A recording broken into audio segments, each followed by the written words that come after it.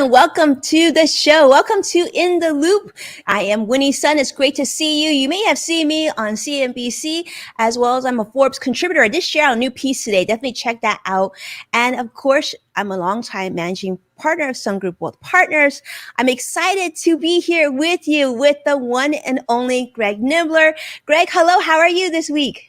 I am doing good. Hello, Winnie, and hello, everyone. Yeah, for tuning in. So I'm Greg Nibbler, in case you don't know who I am or followed. I've been a tech reporter for a long time. I've worked for the NBA.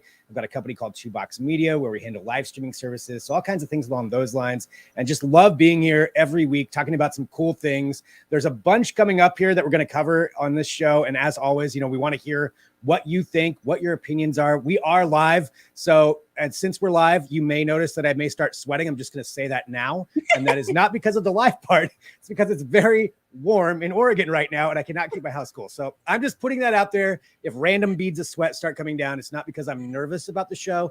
It's because I'm physically sweating. So you're physically sweating. I'm physically sweating. I'm just putting that out there in case, so there's not anybody horrified, as they're watching, like, what's wrong with Greg? What's happening? What's happening to melting. Greg Nibbler, the friend you want to go to space and back with, is telling you information that some of you are like, okay, that's good to know. You know what? I see so many of you joining us. Thank you, Sadiq, for being here once again. Joshua, CrossX Spider, it's wonderful to have you here. Modern Mom, thank you all so much for joining us. It is such a treat. Let's start, because we have so much on the plate. We're going to talk Disney. I know, Greg, we're going to talk about Amazon. I know you're going to talk to us about VR and Facebook. A lot of good stuff. So you're going to want to stay. But let's start with the market. Let you know how it closed, because you're going to like this news. The market had a really good day today. Positive day across the board. The Dow closed up 271 points. NASDAQ, tech heavy, up 114 points. And the S&P also up 26 points. Today, we had some pretty positive information coming out of employment data as well. The Labor Department actually reported jobless claims ending last week came out at 385,000, which was right in line with expectations. Now, this follows yesterday's, because yesterday ADP did a different payroll report that showed a little bit of weakness, some disappointment. But, looks like this, if this is an indication of things to come, we'll take it. Areas that are doing well today also were travel stocks, believe it or not, including airlines, which are improving because Americans are feeling like they want to put this pandemic behind them, way behind them if you can. But on other news in terms of travel, you may have been seeing, because this is news that you'll want to be paying attention to, Disney has just announced something very special for you Disney fans out there. It might be something you've even been waiting for, and that is the Magic Key. The Magic Key, you might ask, is this actually a key? It's not a key, but it's actually the new name for their season pass. And here's the best part. This actually may be, number one, cheaper, and number two, more convenient for you for your next trip to Disneyland or California Adventure, which is like honestly only about 20 minutes from me. This actually could make your vacation that much more fun. And maybe if you're a season ticket holder, or a Magic Key holder, I should say, you'll be able to go more than once per year, and it'll be a lot easier to get through. So the new program is still going to provide value for those of you who are planning to visit multiple times a year. So to give you a comparison idea of how much this is going to be, typically the adult tickets for Greg to go to Disneyland, for example, is going to be between $104 to $154 for a single day under Disney's 5-tier system. Plus, you also then need to pay another $55 for a park hopper that gets you to Disneyland as well as California Adventure on the same day. But for this Magic Key pass holders, this is pretty cool.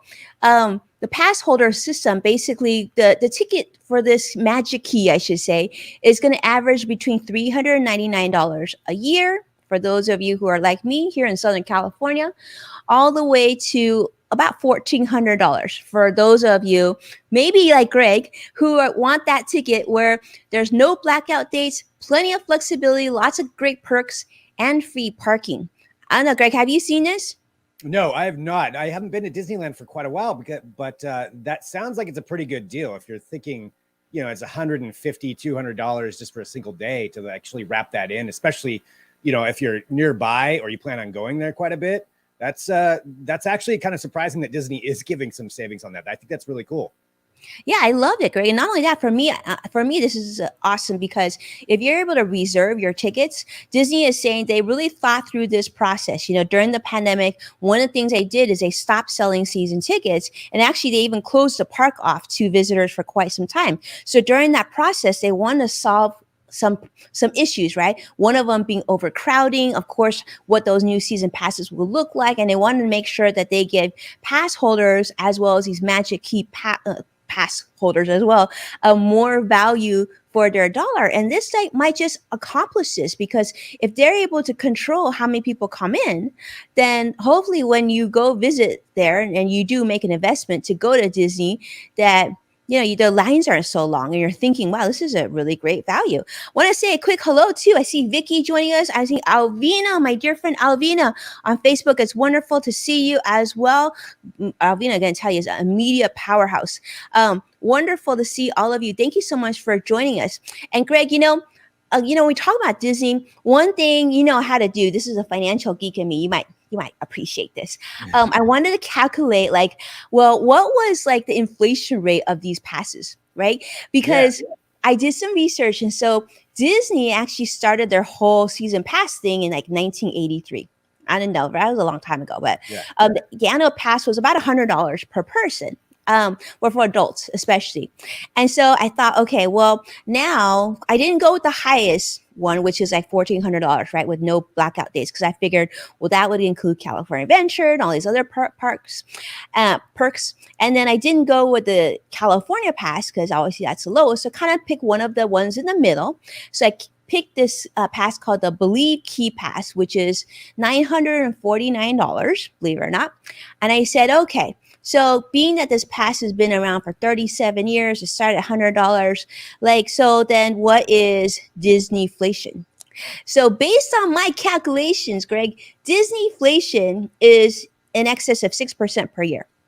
Is that bigger or smaller than you expected? I mean, I guess that's not that bad if you do it year over year, because normally you would think, I suppose, I don't think that's terrible. 6% doesn't seem to be too bad if it's year over year, over 30 years of time. I don't know how that would compare to what actual, the dollar value compared to that, how much that has changed over the years. This is why I turn to you for that information. But I would say just based on that, that doesn't seem too bad. Am I wrong on that? Right? I gotta say the same thing, Greg. I actually suspected it would be higher. So typically, historical inflation in the U.S. here is anywhere between 2 to 3 and 3+%.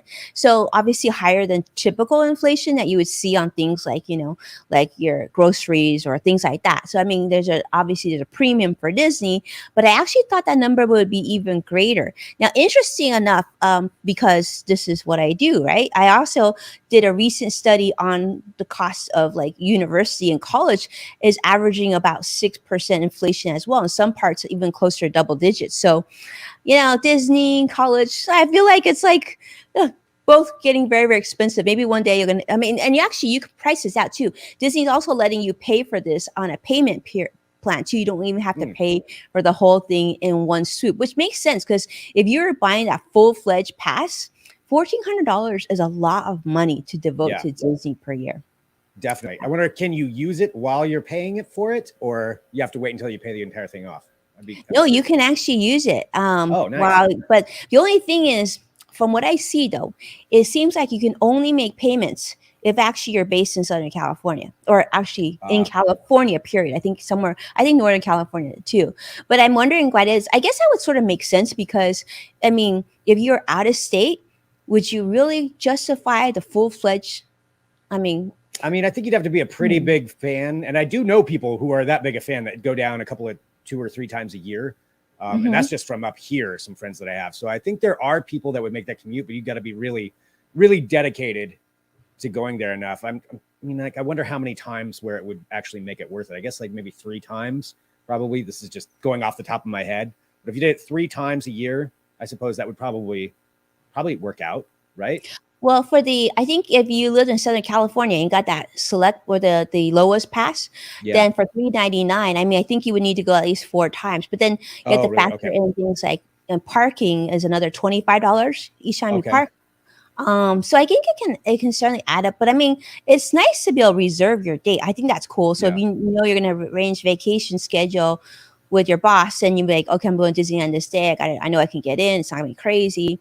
I'm hoping to see that. I'm hoping that they really do a good job of crowd control because I haven't Mhm. been there during the pandemic, but I have seen photos on Twitter and it kind of looks like really crowded. So Yeah, that's definitely something that would factor in. Although Galaxy's Edge, which is what I really, really want to go to and have not been to yet, that is something that I would certainly want to get down there too. But yeah, if it's too crowded right now, I probably would pass on it. But if they do control it and it's you can reserve your date and there's no blackouts, I mean that's a pretty cool thing to go in and have it. I don't know whatever the capacity would be, but not full capacity. That would be totally worth it to me. And yeah. Galaxy's Edge, if anybody wants to send me down there, I'm totally down for that.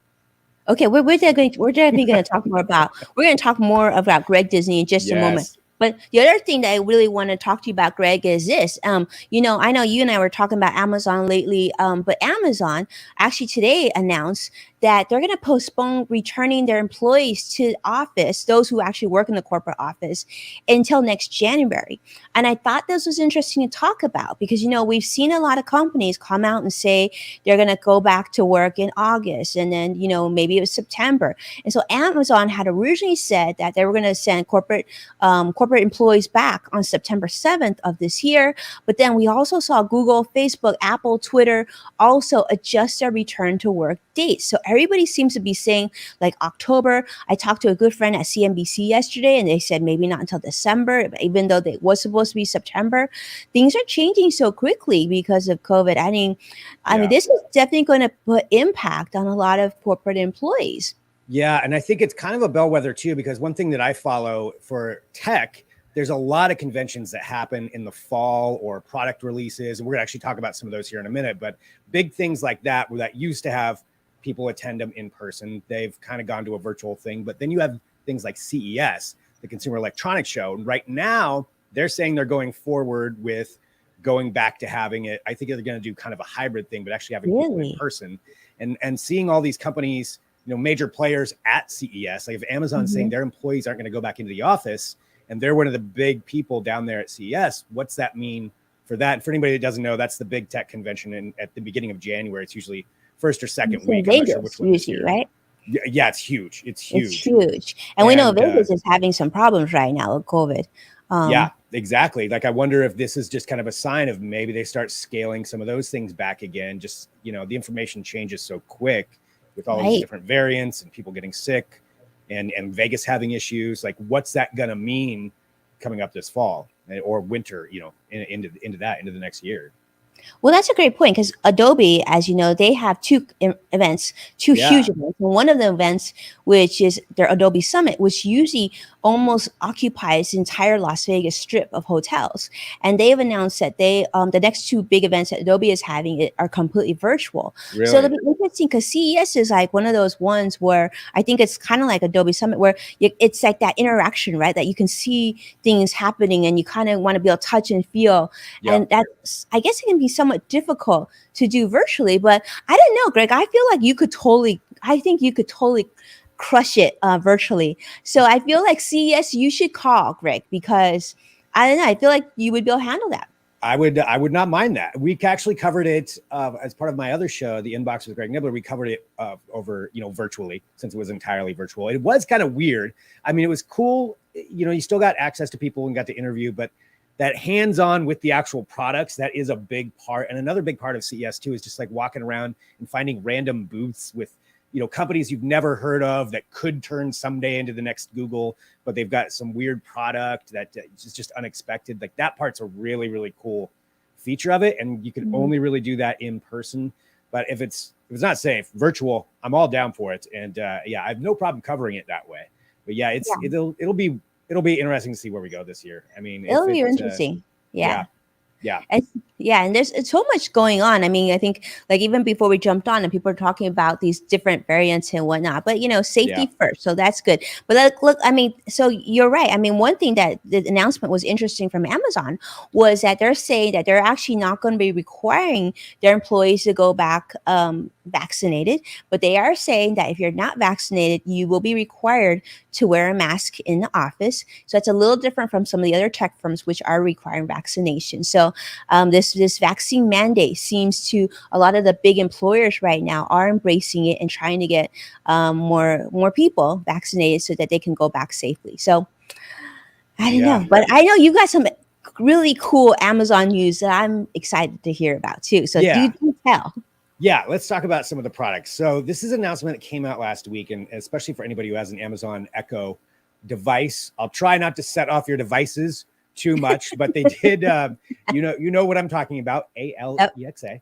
Yeah, So if you have that, it's she's kind of been listening. that same voice forever, and there are a few call words actually that you can use if somebody does have them. There's the main word, but there's also a computer. You can also say Echo or Amazon. So there's a couple of different ones that have been available, and those are called the wake words that turn it on. But they've Mhm. announced two things. One, there is a new wake word, and the new wake word is Ziggy of all things. So Ziggy, Ziggy.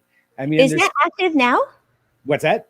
Is that already active, Greg? That's already active. So you can go into your settings of your device. So you go into the actual app that you have downloaded, and you can change it in there. You can also change it to some of those other ones they already had. But yeah, Okay. Ziggy is now a word. I mean, the question is, where does that come from? Is it Ziggy Stardust? David Bowie, and apparently Ziggy was also the name of the computer in Quantum Leap of all things. That's probably a 1% reference, but that's a computer and a television show. So we don't really know why they chose that word, but that is a new word you can put in there and change it to that. So that's where you can say, hey Ziggy, whatever your I want to thing. rename my Alexa Ziggy because Ziggy's like I feel like Ziggy's a lot cooler than Alexa. No offense, Alexa, but you're being renamed. I think for anybody out there with the Alexa name too, who's actually named their personally Alexa, they're probably happy there's another option out there now. So I'm gonna guess.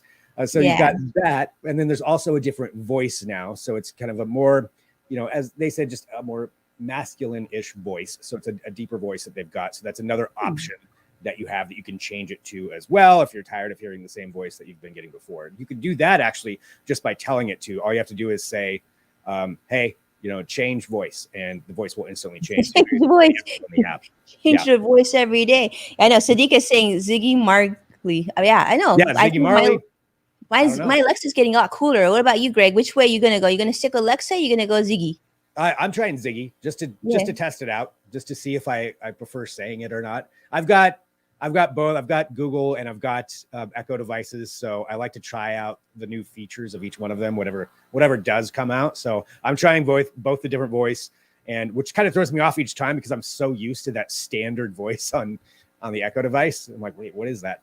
And saying the other word. Although computer is one that I haven't used, and I kind of want to use that too. Just because, sci-fi and all of those things. So I'll probably end up going with that one, computer. But that Ziggy, makes sense for you. Yeah, it makes sense for me. It does make sense for you. I love that. Very cool. Well, as a fun fact, you should actually ask them when you have a chance. Ask Alexa or your Ziggy and say, who is, and you can say, who is Greg Nibbler, or you can say, who is WinnieSun, because actually they pull the data from a Wikipedia profile. So if you have a Wikipedia profile, they will actually tell you. One of my best friends, her son did this and asked who I was and asked their Alexa, and they were just like cracking up because it tells you all this stuff about us. That's So funny. Yeah, that's I mean it's crazy how much stuff you can do with it, and just what some of the different tips and things that you can find out from it. So there's a bunch of them out there. There's actually some good sites. Maybe I'll post one after we're done here on Twitter, just to kind of show some of the different things you can try out, because they're always trying to either one up each other or just between the different smart devices. But cool little things that you can do with those. So definitely some interesting things there. So you had Amazon with those announcements, but you also had Google this week, which made kind of a splash. So I don't know if you know this, but talking about conventions and things, we're kind of entering into the season of new high-end smartphones. It usually starts happening around now. You've got Samsung next week, actually. I think it's next Wednesday, is going to be announcing a bunch of new foldable phones and things like that. You've got Apple, where probably in September, that's usually when they announce the newest iPhone. So that's probably when we'll hear that. But Google's jumping the gun a little bit. Their big announcements in October, but they already have shown what it is. So Google kind of leaks for themselves. So a lot of times these phone companies, somebody will leak pictures. Google's just like, nope, here you go. Here's what it's going to be. So the pictures are pretty. Yeah, these are the new Pixel 6 and Pixel 6 Pro. So Google's been making the Pixel line since I think it's about 2016. And these are what the new ones are going to look like. And the design is one thing I always like to look at first, just to see how they handle the cameras in the back. And for them, they're going this time for that strip, kind of a raised strip across the back. And depending whether you're the Pixel 6 or Pixel 6 Pro, it'll depend on how many lenses are actually back there. But what do you think about this design? Well, Greg, I will be honest with you. I mean, if it had a purpose, like let's say, you could use it as a clip or something, I think that's cool. But when I see that, and if it's only a camera, not that's only a camera, but if it's just a camera, I feel like that's just sort of one of those like cost-effective measures that if I want to upgrade the phone, then you can put a new camera on it. Then that would make sense, sort of like a Lego, upgrade. Yeah. But otherwise, I feel like it makes it look kind of cheap. Yeah. So that's funny that you say that, because that's the opposite of what they're trying to do. But that's a very big telling thing right there. So they decided to go with that strip on the back. I think it's going to be a glass back as well. They're as far as the internal side of things, there's another part of that too. So Google's thing with the Pixel has always been, their push is that their lenses and their AI that analyzes the pictures you take is really, really good. It's on par, if not better in some cases, than Samsung and Apple. And that's kind of been their standout. And now they're switching to using, not to go too far into the nerdy side of it, but they're using their own chip now. It's called a Tensor chip. And this is something that they're making themselves that really, really hones in on the artificial intelligence that processes all the information on there. So they're saying with faster? That, what's that? I mean, what does this super chip do? Yeah, that's a great question. So it's faster is what they're saying. And again, nobody's actually tested this yet. This is just going on what they're saying. But faster, they're saying it's going to be able to process videos better. They give an example of like if you're taking a high-speed video, you could take a single frame and it'll be perfect, not blurred or anything like that. You can clip something out. It's because of that processing power, because it'll go so fast. And they're saying that's what's going to give them the leg up over Apple and Samsung, because so far, Pixel phones are a real small percentage of the market, but Google wants to increase that. And this is kind of their first foray into trying to compete with the latest Apple, the latest iPhone, the latest Samsung Galaxy phone. They're saying it's going to be on par with that. And probably the price is going to reflect that. Usually Pixels are a little bit less expensive, being like $600-700 for kind of the base one. Probably going to be jumping up to $1,000, which is about standard for a base level high-end smartphone now. So that's what they're going for. They think that they're going to be able to compete with it. And they're also, they pretty much said you're going to start seeing a lot of advertising for Pixel phones coming up this fall. They said they're putting a bunch of money behind it. So October, when they actually do have their big kind of reveal of these, the full reveal, expect that you're going to see Pixel advertisements everywhere. I think it's going to be a lot. Well, I love the colors. I love the colors that they come in. I think that's great. I would probably get the pink one. But I will say this. I kind of wish that it wasn't a black strip, because if it was metal, I'm going to assume it's metal or something like that, I just feel like it would get scratched or would just start to look. And I feel like it's too heavy a color against some of these really lighter and happier colors. So I would have loved to see it in more, I don't know, like, some sort of I don't know, maybe even plastic or like some clear or something white, something lighter that sort of matches. That's just my initial thought. But then nowadays we all put cases on our phones. So it's not like, you don't even like, I hardly even remember the color of my phone anymore because it's been wrapped. So maybe, maybe there's that. But I guess if it functions really well and it's really quick, and we know Google seldom messes around, it'll be interesting to see. Greg, are you going to get one? I do like the Pixel phones a lot. I kind of want to find out. I've never had one. I've been using, as anybody, if you don't know, I'm generally an Android user. I've got a Samsung Galaxy phone right now, but I do like the Pixel phones. I've messed around with them a little bit, and the functionality is pretty cool. You can do some pretty cool stuff with the cameras. So, but I always feel like what it comes down to is looks which is just what you mentioned, because the look to you, looks cheap, and that could be the same for a lot of people. And is the camera good? So we'll have to see how it actually works once we get some more tests on it and some more data. But I'm not opposed. I'm not opposed to it. Yeah, and I know Google's always does a good job. So yeah, I'm not opposed either. Let's see how this functions.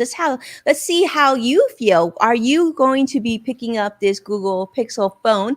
And what do you think about that strip that Greg was talking about? For me, that was sort of the area where I wasn't that keen. I love the colors. I like the brightness of it.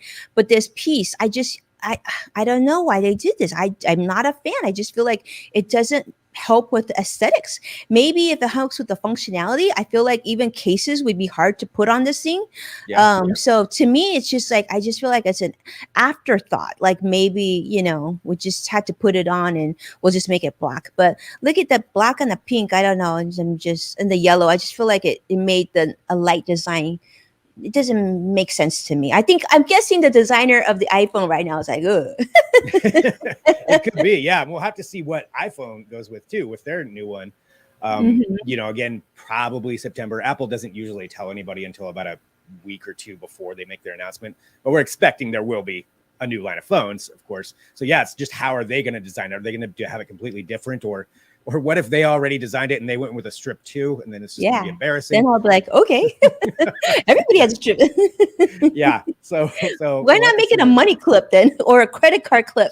Yeah, have something in there for it. That would, yeah, I like that. Maybe have the cameras like the lenses flip out or something. Yeah, that would be cool, right? Like a total vloggers camera where you can flip it out, right? And you can stick a microphone in. That'd be cool. Yeah. Well, they should call us. Yeah. I know, right? Yeah, we'll have to see, but they're definitely kind of cool seeing that. And again, with Samsung coming out with their stuff next week, that's I think it's just kind of Google getting in there really quickly. Like, remember us? We still got phones too. It's gonna be coming later. But Samsung will be having a bunch of stuff this next week, and those will be their higher end, like the foldable phones. So maybe next week when we do a show, I can kind of talk about those just a little bit. But yeah, it's exciting. It's an exciting time for smartphones. It is an exciting time. Vicky is saying she likes the technology of Google phone, but not sure about the design of the phone. I know, Vicky, you and I are on the same page there. I know. I see CrossX Fighter says that's a decent looking phone. CrossX Fighter, I guess your question would be, can you play your games on it, right? So that'd be cool. And then Sadiq is saying American phones, they have some software restrictions such as call recording, then waiting for the European version. Oh, interesting. I mean, I think that would make sense. I mean, if you're going to record a call, like you have to obviously get permission to record the call. I didn't know there was restrictions. I do know, like with the iPhone, it's actually very easy to do that screen record. Does it not record audio? I don't know the answer to that, to be honest. I'm not sure. I maybe there's some apps that you can grab that would do it, but yeah, I mean, technically, for a lot of places, you do need permission to record anything like that. So yeah, I don't know. That's something I thought about. Yeah, when it comes down to it. But that's where we're at with Google. So we'll see. I think that design's going to be, just judging by what we've seen just from feedback right now from people writing in I think it's going to be either you love it, you really like it, or you really don't like it. It seems like it's going to be a polarizing topic. Yeah, if it was significantly cheaper, and if obviously performance was better or at par, then I can see it doing very, very well, right? Because Google doesn't mess around, and obviously Google has some real great tools at their disposal. But I don't know, from a purely aesthetics, since we're not talking about functionality just yet. Purely aesthetics, I just think, they could have done better. That's a pass. Yeah. And I should say too, when I said the pricing, we don't know exactly what the pricing is going to be. So just to specify that for everybody, they haven't announced. It's just probably this is going to go more toward that higher end range on the pricing. So we'll see what else we can find out on those. But interesting time for smartphones. So expect a lot of cool stuff about that. We do have something else, and this is, I know it's a frequent topic on this show, but I always find it so interesting. And thank you to everybody who's been sending in some articles and topics about this to me. But we've got another flying taxi, some more flying taxi news. This one comes from Joby Aviation, and they've been working on this for a while. It's a German company, but they just did a big test in, I think it's Wisconsin at a convention there. But what they did is, this is another electric vertical takeoff and landing vehicle.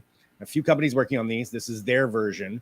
And they took this thing up and they flew it for the equivalent of 150 miles in the air.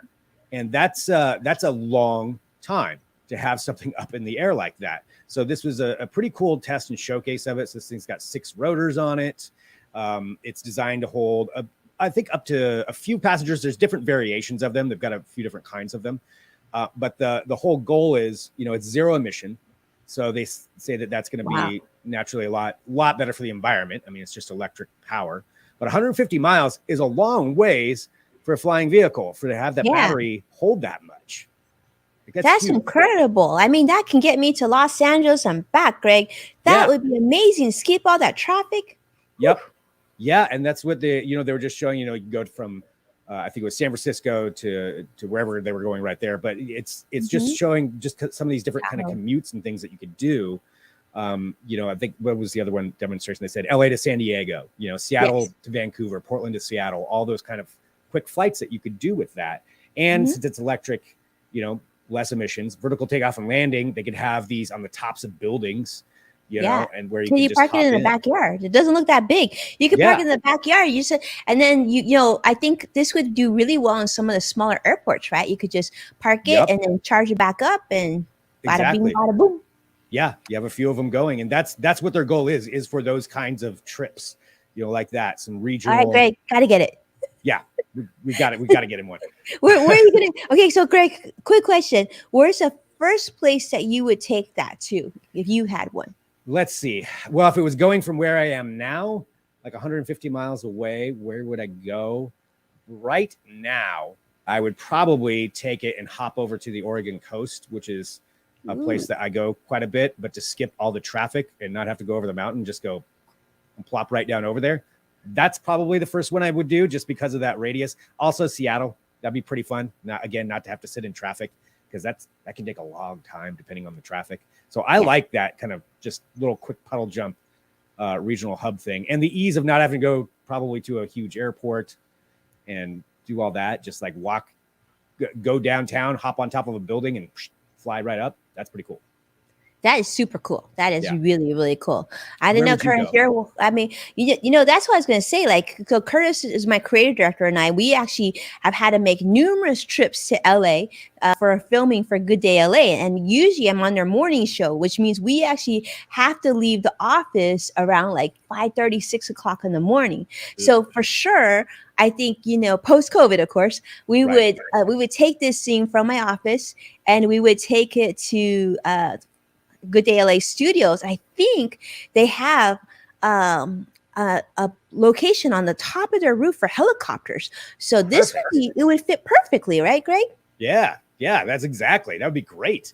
And they're saying, again, we'll have to see, but within 2 to 3 years, they want these to start rolling out and being in the marketplace. And they're looking at all over the world.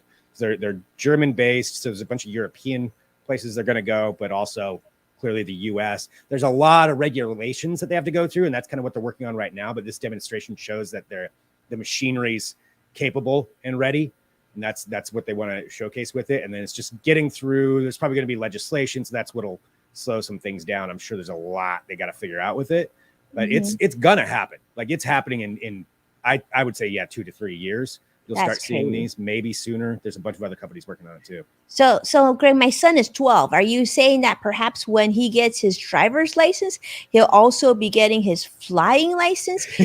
I don't know. That seems like that's the direction. Yeah, I don't know how that part will work, because of what it'll take to fly some of these. I mean, the other talk is some of these are going to be autonomous also, so you won't even have somebody. I'm good with that. I don't want to drive. Yeah, you'd have somebody in there. Either you'd have a pilot. There's different options, like having a pilot in there, having it be autonomous, or having a pilot on the ground, just controlling it like a. Oh, that's cool too. So, what do you think about that, Cross-X Fighter? You could do this on your spare time. You could actually drive people to and from where they need to be. Cross-X Fighter, that would be your side gig. You could totally do that, because he is a video game king.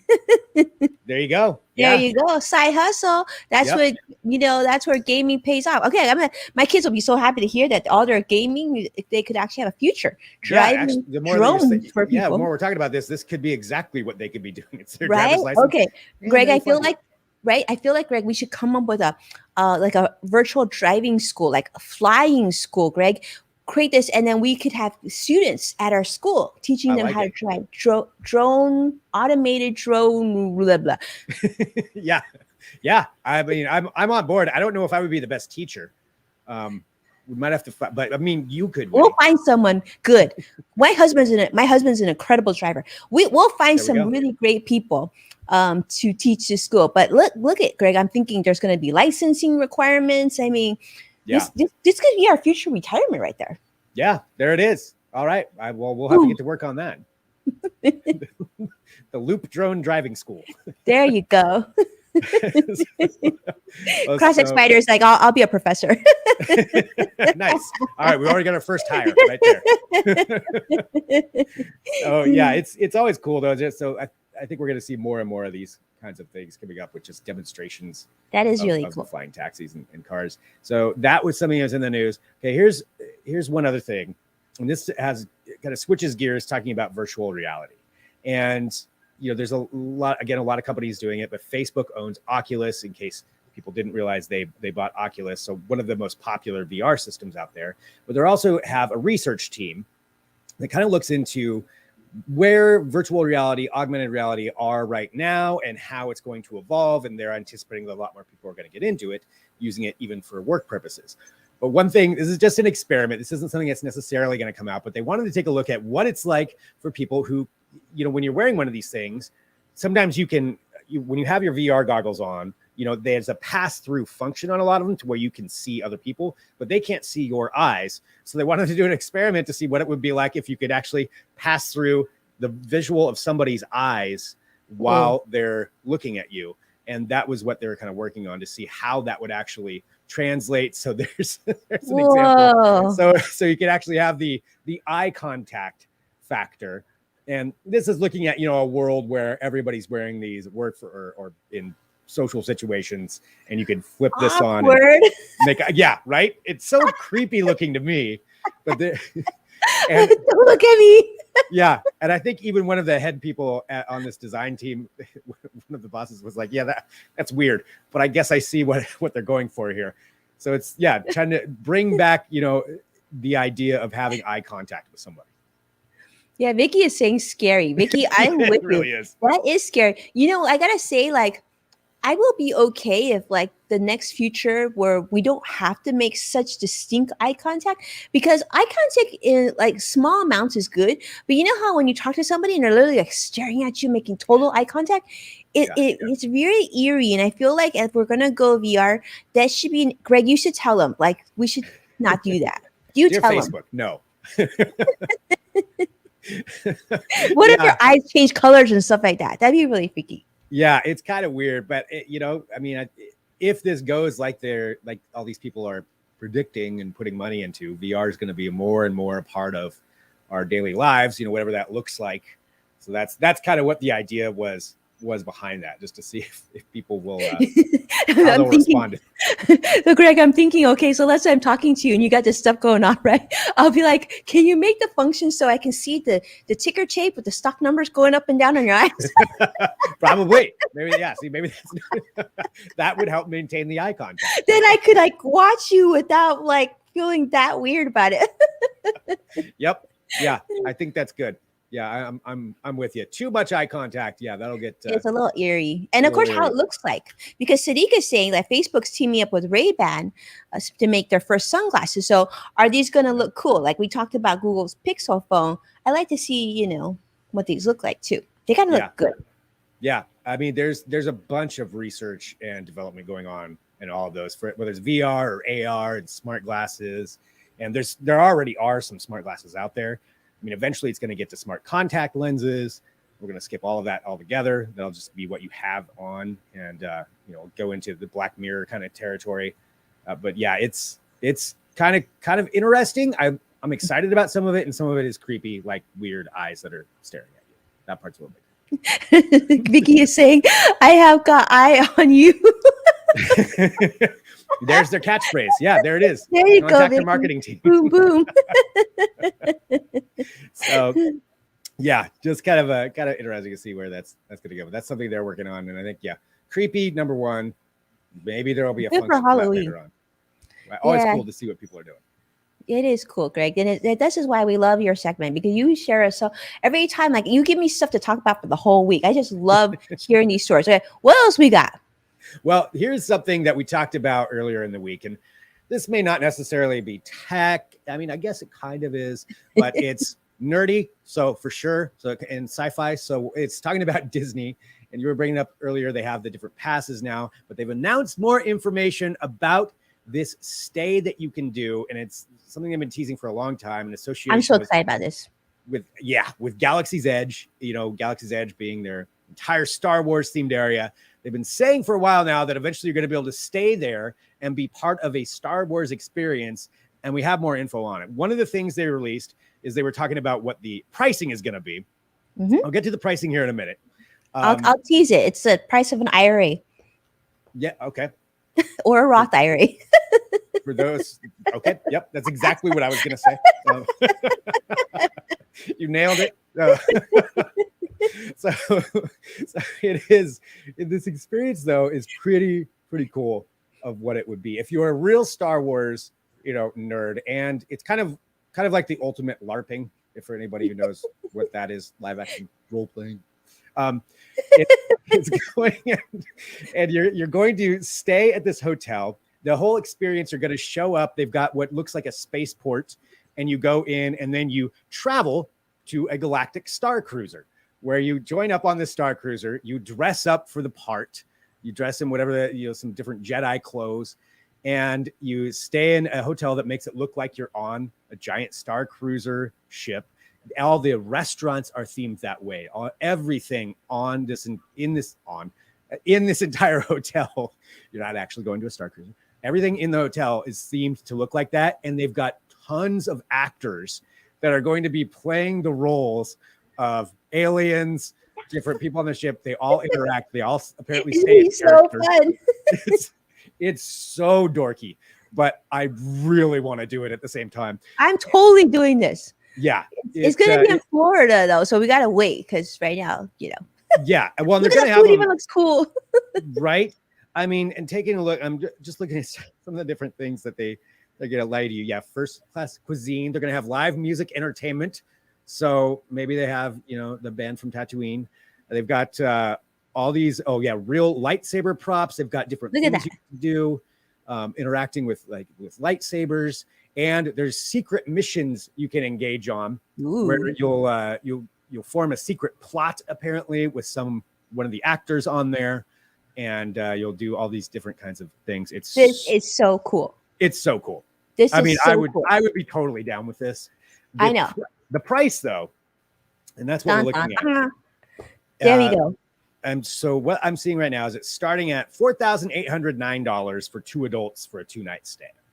So I read it's about 6,000. IRA contribution, my friends, maximum contribution 6,000. I read it's around 6,000 for a family. So yeah, I'm guessing you're right there. Now, let me ask you this. So here's the thing. So you get this cool Star Wars clothes, right? Is this part of you get to keep your Star Wars clothes? Because I feel like you should be able to. That's kind of fun.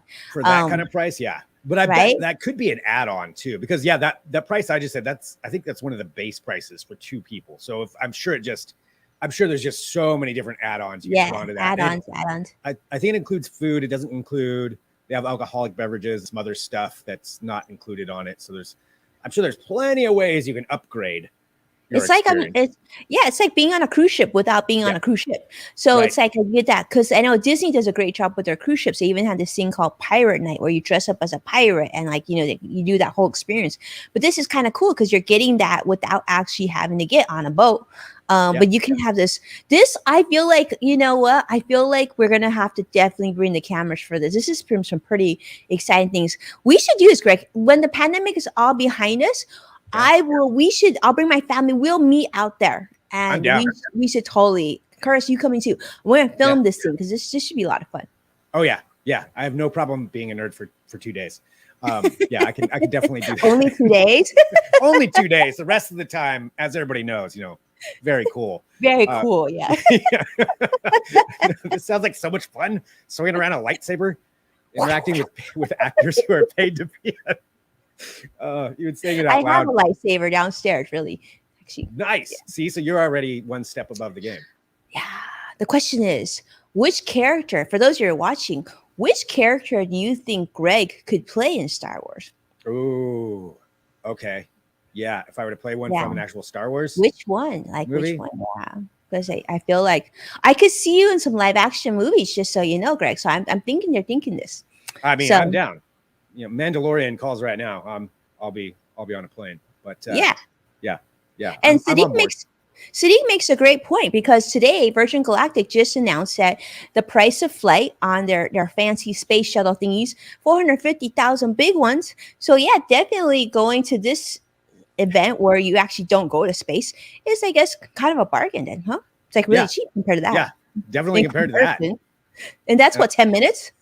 Yeah, 10 minutes in space. I think the whole trip for Virgin Galactic is like a couple of hours, but most of that's just flying up and then gliding back down. And yeah, it's only a few minutes in space, maybe not even 10. It's not long that's up there. Yeah, for $450,000 though, I thought that was definitely an interesting thing for them to put that out there. That seems because originally they sold tickets for, I think it was 250,000. Now 450,000. I thought, like, I don't know. I honestly don't remember, but I was thinking like maybe Jeff Bezos was saying 250,000. Maybe you're right. I mean, well, no, that's right. Jeff had it being bidding higher and higher, so probably was a lot higher. But it's really interesting. But I mean, I'm pretty sure that this experience two different target markets, right? Certainly, I think Greg and I are not in the Virgin Galactic target market presently. I have better things to do by 450,000. If I had 450,000 to burn, probably not to. Yeah, probably not for a 10-minute ride to space. Yeah, probably not. Probably not. Yeah, maybe a house would be a better investment. But still, that's that's what they're going with that one. So it's all kind of interesting just to see where this is all going to go. And the Star Wars one, I mean, once they start showing some more, because they're only giving little teases, like I was just showing, they have like the animation or the little drawings of what it could look like. Like we're going to find out more. There are some more images out there that they have put out showing what it can be like, and I think it's going to be pretty cool. But you'll have to be a big Star Wars fan to get into it.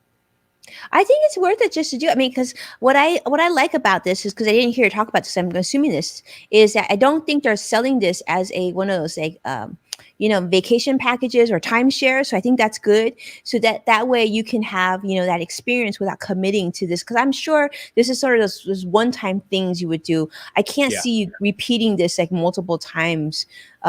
In like, let's say in 5 years, you probably only do this once in 5 years. I don't think you would do this every year, right? I mean, unless they came up with different experiences as far as, I don't know. I'm going to guess they have some kind of multiple choice, kind of choose your own adventure aspect to it in some way. Because whether you want to, work with the First Order or whether you want to, I'm sure there's going to be some different, there's going to be different ways you would think. Says that you look like Luke Skywalker, Greg. I will take that. Thank you. I appreciate that very much. I have no problem with that. Yeah. Isn't Luke Sky? Wait, no, that's not. I was going to say who did Harrison Ford play? That's Han Solo. Han Solo, yeah. Mm-hmm. Yep. Yeah. That would have been Han Solo adventure. Get the Chewie. I mean, maybe you get a guy who's dressed in a Wookiee suit next to you. That would be Chewbacca. Yep. Get a Chewbacca, like you've been assigned Chewbacca as your roommate for the That'd be cool, actually. They have to stay in character the whole time. That'd be cool. Very cool. But yeah, so kind of cool stuff announced this week. Definitely a lot of fun. I know, next week too, we've got some pretty exciting stuff going on. We do. We have some really exciting stuff. And Greg, I'm so glad you brought that up because next week, we definitely want you to join us. And we're making a special episode. Next week, we'll be coming to you live on Tuesday instead of our normal Thursday because we have a very special topic. We're going to be talking about back to school. Now, for those of you who maybe you don't have kids, don't worry, you're definitely going to turn into this one because this actually is applicable whether you have kids or not, because we're talking back to school things that you should be paying attention to in terms of technology and other cool features in terms of, really cool smart masks and all sorts of things. Because those of you may know, back to school is actually one of the biggest and best shopping experiences of the year. In fact, more people spend money during back to school, second only to the holidays at the end of the year, near Christmas and Hanukkah and all the other important holidays during that time of year. Back to school, people spend that much money. So there's so many cool gadgets and new things that we want to put on your radar.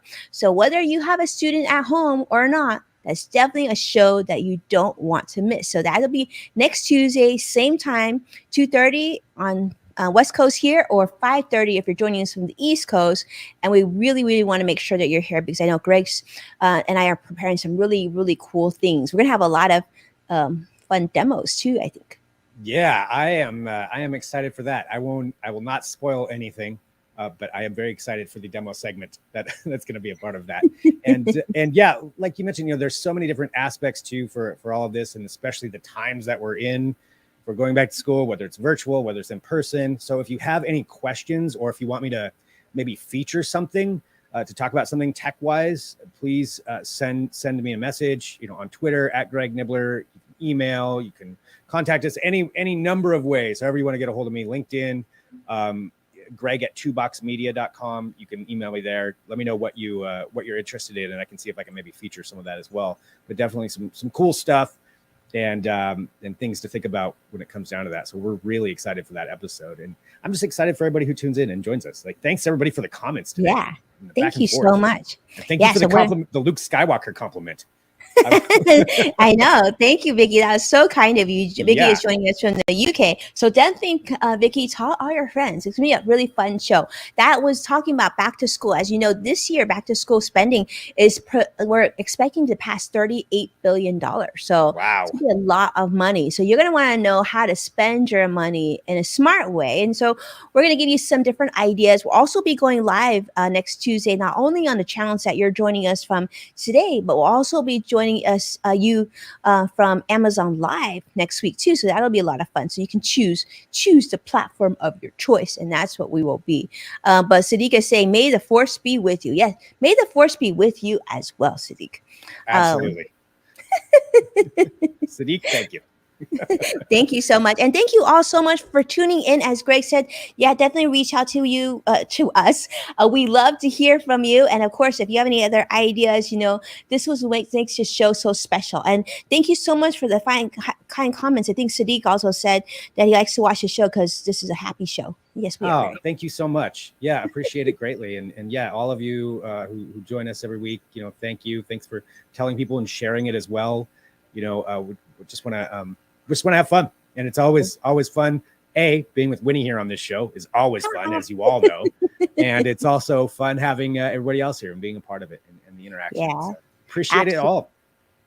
Well, thank you so much. And then I guess with that, we will just see you next Tuesday. Don't forget, new day. All right. Thanks, everybody. See you then. Thank you. Bye-bye.